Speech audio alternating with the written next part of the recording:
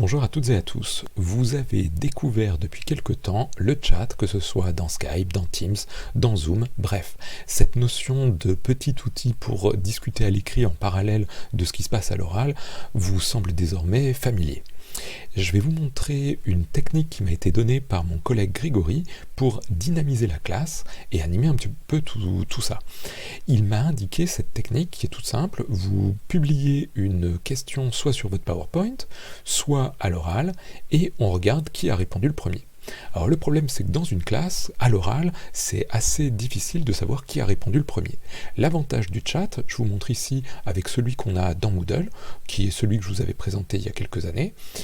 Ici je clique sur le chat, et ici si jamais je veux répondre en premier, je peux mettre bonjour, hop, je suis le premier à avoir répondu à bonjour.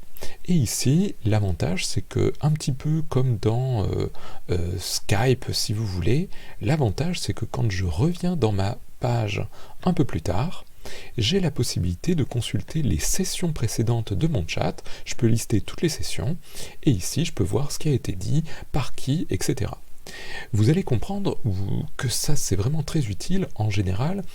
Là, je vous ai montré la question Lucky Luke, mais ça peut être aussi pour que les gens qui parfois n'osent pas poser des questions à l'oral puissent les exprimer à l'écrit et que vous puissiez les voir. En général, moi, ça me permet de me souvenir ce qui a été posé pendant mon cours ou en parallèle, lorsque les étudiants, par exemple, sont éparpillés dans l'école pour faire des petits cas en mini-groupe.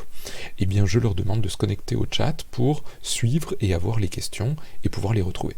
Bien, j'espère que cela vous a donné des idées. Continuez à explorer avec tous les outils. À très bientôt, au revoir.